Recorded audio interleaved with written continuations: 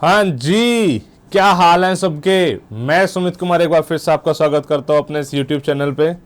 तो भाई साहब, हम अपने ज्योग्राफी कोर्स को आगे बढ़ा रहे हैं। प्रोबेबली एक या दो क्लासेस मुझे लगता है और लगेंगे वर्ल्ड ज्योग्राफी में। Then we would be starting with our Indian geography.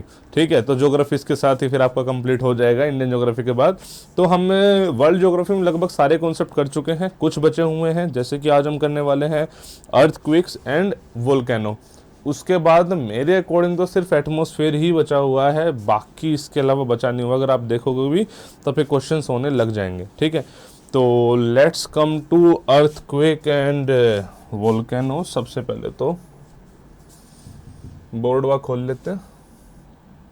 एक फ़ायदा तो है रिकॉर्डिंग का कि चीज़ें थोड़ी जल्दी हो जाती है ना, ये फ़ायदा तो है। चलो देखते हैं, ये वाली क्लास प्रोबेबली शायद छोटी रहे।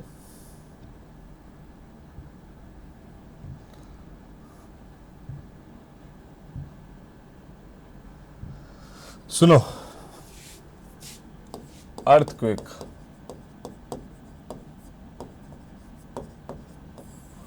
समझने की ज़रूरत है। भाई साहब, एक बात बताऊं। ये एक, सपोज करो ये सरफेस है और नीचे कोई एक ऐसे रॉक पड़ी हुई है। ठीक है, सपोज कर लो रॉक पड़ी हुई है। तो कॉन्टिन्यूसली इस पे जो यहाँ पे जो मटेरियल होगा वो इस पे फोर्स लगा रहा है तोड़ने के लिए, और नीचे वाला मटेरियल भी फोर्स लगा रहा है। क्या एक टाइम ऐसा आ जाएगा, आ सकता है कि यहां पे फ्रैक्चर हो जाए?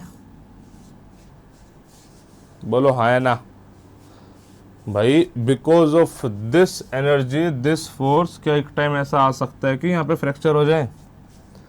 जैसे ही फ्रैक्चर हुआ, एक बात को समझना, क्या यहाँ पे स्ट्रेन एनर्जी स्टोर हो रखी थी? स्ट्रेन एनर्जी क्या होती है? जैसे जब स्प्रिंग को दबाते हो, स्प्रिंग को आपने दबाया तो क्या होता है? एनर्जी स्टोर होगी। जैसे आपने हाथ उठाया एकदम से भागेगा। क्यों? बिकॉज स्ट्रेन एनर्जी स्टोर हुई है। तो क्या यहाँ पे स्ट्रेन एनर्जी स्टोर हो रखी जब इतने टाइम से इसको दबाया जा रहा था? जैसे ही फ्रैक्चर हुआ, क्या वो स्ट्रेन एनर्जी निकलेगी? निकल के जाएगी ऊपर और आपको फील होगी वाइब्रेशन। आपको फील क्या होगी? वाइब्रेशन, जिसको बोलते हैं अर्थक्वेक। जिसको बोलते हैं अर्थक्वेक। अर्थक्वेक होने के बहुत सारे रीजंस हो सकते हैं। जैसे कि अगर मैं आपको एक बात बोलूं कि वोल्केनो फटा है, जैसे रॉक्स पढ़ाई मैंने आपको, है ना, जब उसमें बताया था अंदर का मैग्मा बाहर आना चाह रहा है ना, तो जब वो एक्चुअली बाहर आता है, इन्हीं फ्रैक्चर से ही आता है, पहली बात तो ये, और बाहर आगे फटता है। तो डोंट यू थिंक सो कि अर्थ में वाइब्रेशन प्रोड्यूस होंगी? बताओ, डोंट यू थिंक सो कि अर्थ में वाइब्रेशन प्रोड्यूस होंगी? उन्हीं वाइब्रेशन को ही हम लोग अर्थक्वेक बोल देते हैं। बोलो हाँ या ना। तो अल्टीमेटली ये वाइब्रेशंस प्रोड्यूस होनी चाहिए, चाहे वोल्केनो की वजह से हो, चाहे फिर प्लेट टेक्टोनिक की वजह से हो। जैसे कि मैंने जो आपको कॉन्टिनेंटल ड्रिफ्ट थ्योरी बताई थी, तो आपको ये बताया था कि यूरेशियन प्लेट एंड इंडियन सब कॉन्टिनेंट प्लेट दोनों आपस में मिली हुई हैं, तो हिमालय बना हुआ है। इसके अलावा कॉन्टिनेंटल ड्रिफ्ट थ्योरी का एक पोस्टुलेट ये भी था कि आज भी ये जो प्लेट्स है ये मोशन में है। मोशन में यानी दोनों प्लेट्स आपस में टकरा रही हैं। आपस में टकरा रही हैं तभी तो हिमालय बड़ा हो रहा है। तो भाई साहब, जब आपस में टकरा रही हैं, don't you think it will have vibrations? That is why Himalaya के कुछ कुछ रीजन से बहुत ज़्यादा अर्थक्वेक आते हैं। स्पेसिफिकली अगर आपने देखा हो तो या सुना हो तो नेपाल में। क्यों? बिकॉज वो हिमालयाज में लोकेटेड है और अर्थक्वेक आना लाजमी है। तो अल्टीमेटली वाइब्रेशन होनी चाहिए। वाइब्रेशन चाहे प्लेट टेक्टोनिक की वजह से हो, वोल्केनिज्म की वजह से हो, या किसी वजह से हो, भाई साहब आपका अर्थक्वेक आ जाएगा। ठीक है, अब देखो कुछ कुछ क्वेश्चन पेपर में जो पूछे गए हैं।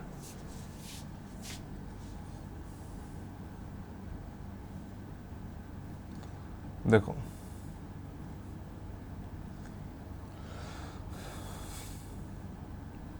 जहां पे, ये बात सुनो, जहां से अर्थक्वेक ओरिजिनेट हो रहा है एक्चुअली, उसको बोलते हैं फोकस या हाइपोसेंटर।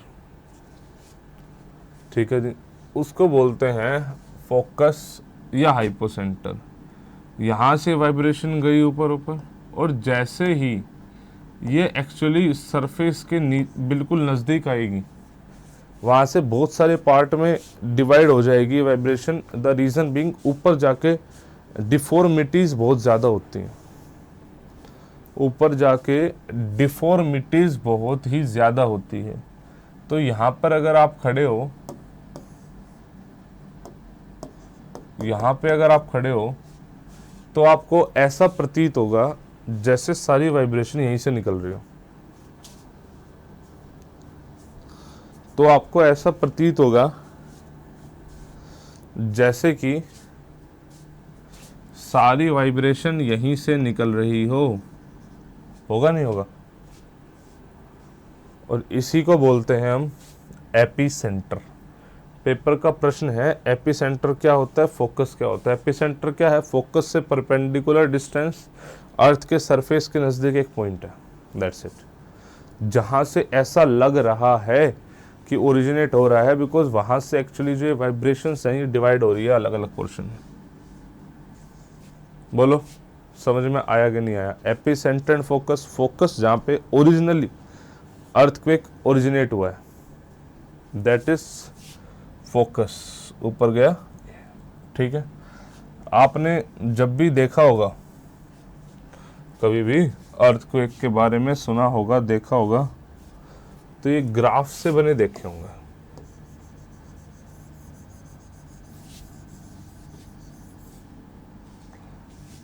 तो भाई साहब, डिवाइस जो कि बेसिकली अर्थक्वेक के मैग्नीट्यूड को बेसिकली मेजर करता है, उसको बोलते हैं सीज्मोग्राफ।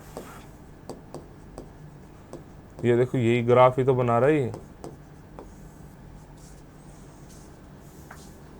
ठीक है, अच्छा सर, ये वो वाली लाइनें कैसी हैं बच्चे? कुछ नहीं, दीज आर वेव्स। कौन कौन सी वेव है बताता हूँ। तो सीज्मोग्राफ आ गया समझ में? सीज्मोग्राफ में तो कोई चक्कर नहीं है। चलो अच्छा, नहीं है, सीज्मोग्राफ में कोई चक्कर नहीं है। जिस स्केल पे ये सीज्मोग्राफ ये रीडिंग्स लेता है, उसको बोलते हैं रिक्टर स्केल। और जो रिक्टर स्केल होता है ये बेसिकली लोगरिथमिक स्केल है,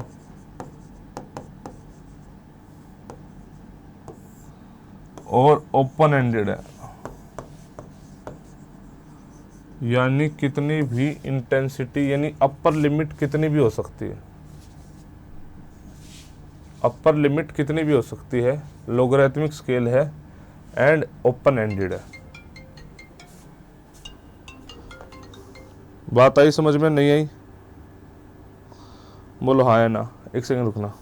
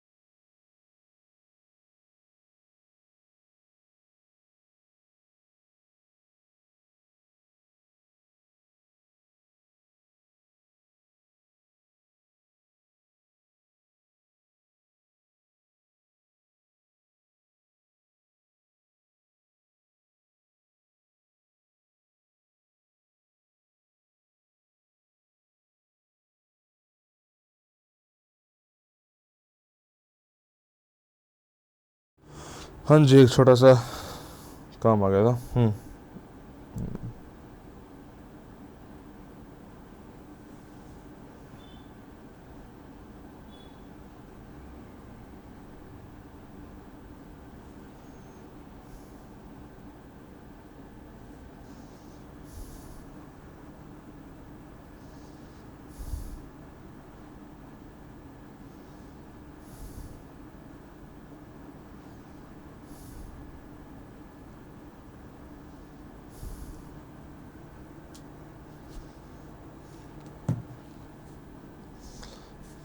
हाँ जी, ठीक है।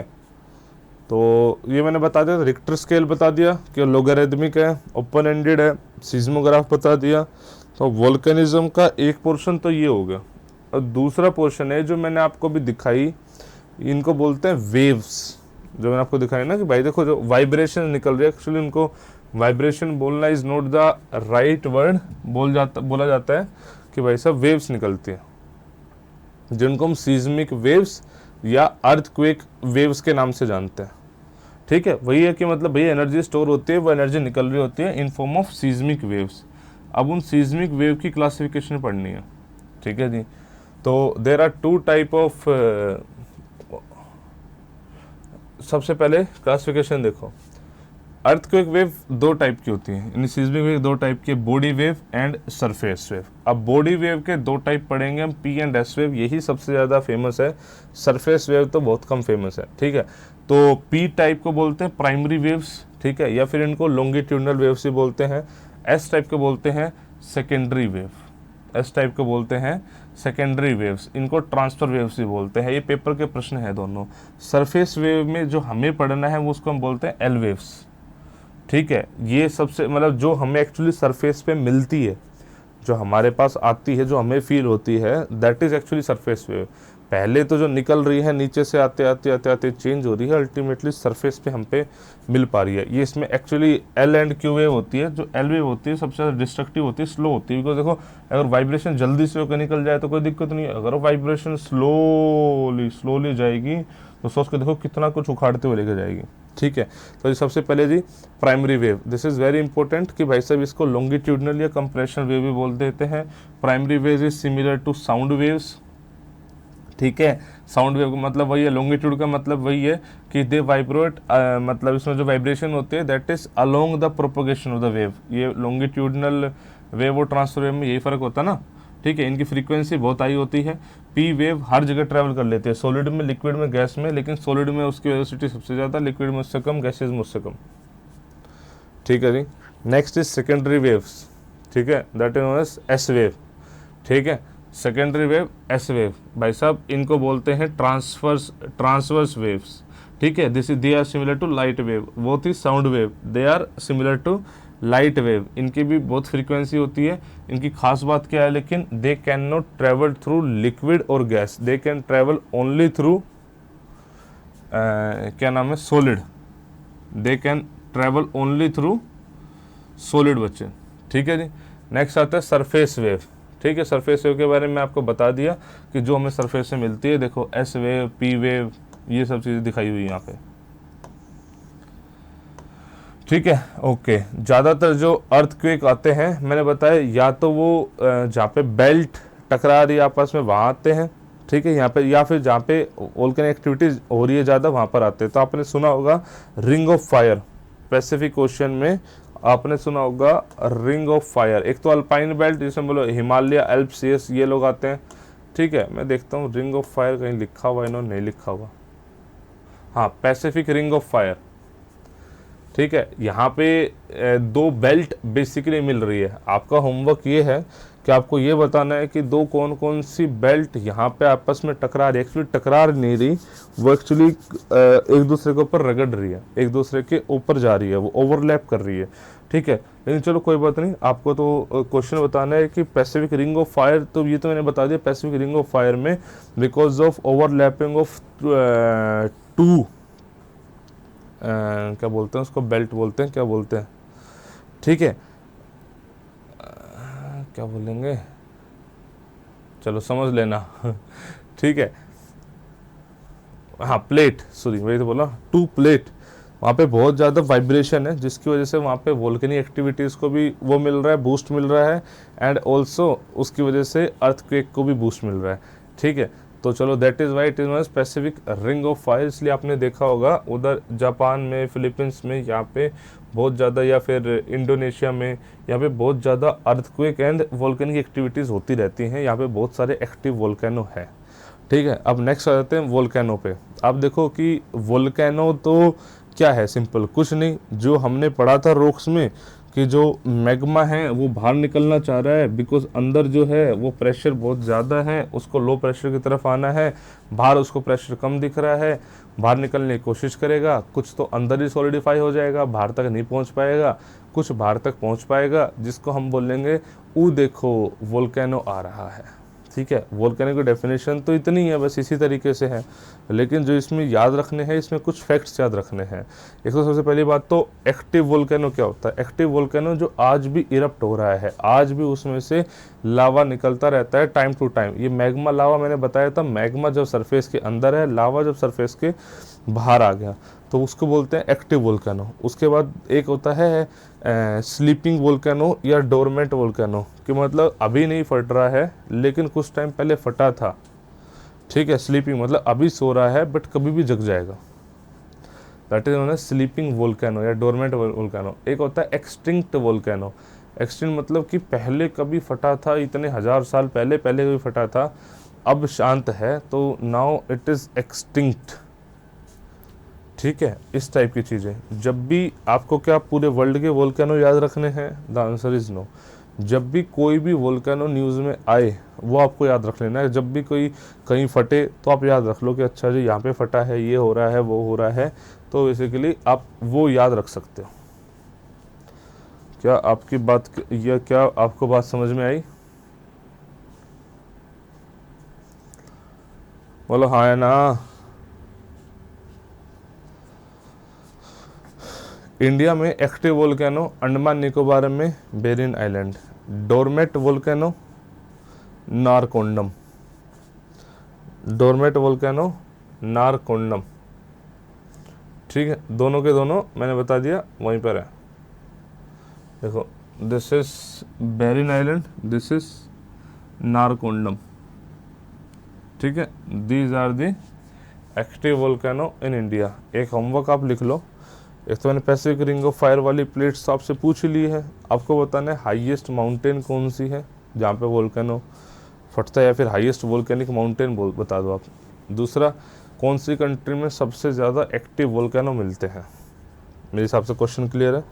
दूसरा ये है कि कौन सी कंट्री में सबसे ज़्यादा बेसिकली आपको वोल्केनो मिलते हैं। ये दो क्वेश्चन है आपके।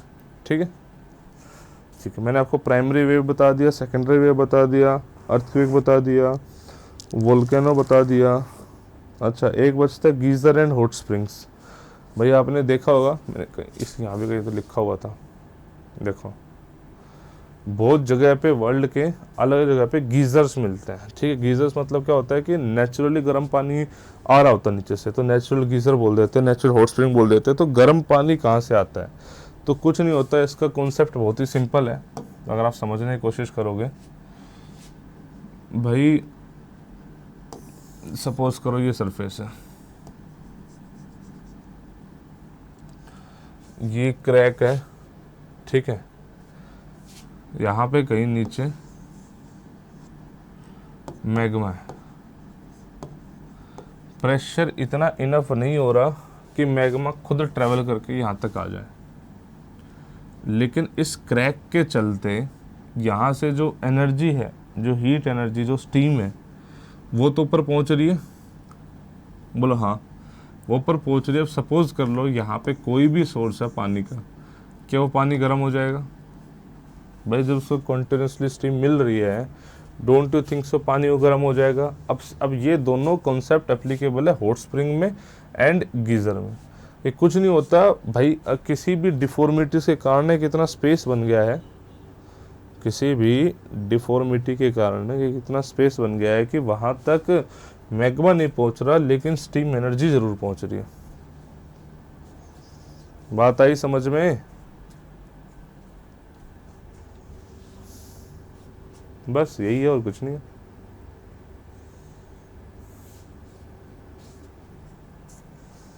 गीज़र हो गया, हॉट स्प्रिंग हो गया, ये हो गया, बस ये वाला पोर्शन तो क्लियर है। रिंग ऑफ फायर वाला मैंने आपको बोल ही दिया करने को। अब मेरे हिसाब से जो एक चैप्टर बच गया है दैट इज़ एटमॉस्फेयर, उसके अलावा कुछ नहीं बचा है। एटमॉस्फेयर भी कौन सी लेयर है, ये सब वो सब, इसके अलावा मुझे तो कुछ दिखता नहीं है। ठीक है, और आपकी वर्ल्ड ज्योग्राफी उसके बाद पूरी हो जाएगी। हाँ जी, फिर हम करेंगे इंडियन ज्योग्राफी। ठीक है, इंडियन ज्योग्राफी मुझे लग रहा है मैक्सिमम एक हफ्ता, अप्रोक्सीमेटली 15 तारीख जो मैंने पहले बोली थी, 15 तारीख तक ही अप्रोक्सीमेटली आपकी जो है ज्योग्राफी कंप्लीट हो जाएगी। उसके बाद will do question and all. ठीक, चलो फिर अभी के लिए मेरे हिसाब से इतना ही। किसी ने अर्न अकेडमी सब्सक्रिप्शन लेना हो तो चाचा जी यूजिंग माई कोड वो सब्सक्रिप्शन ले सकता है। अलग अलग कोर्सेस मेरे चल रहे हैं आज के टाइम पे।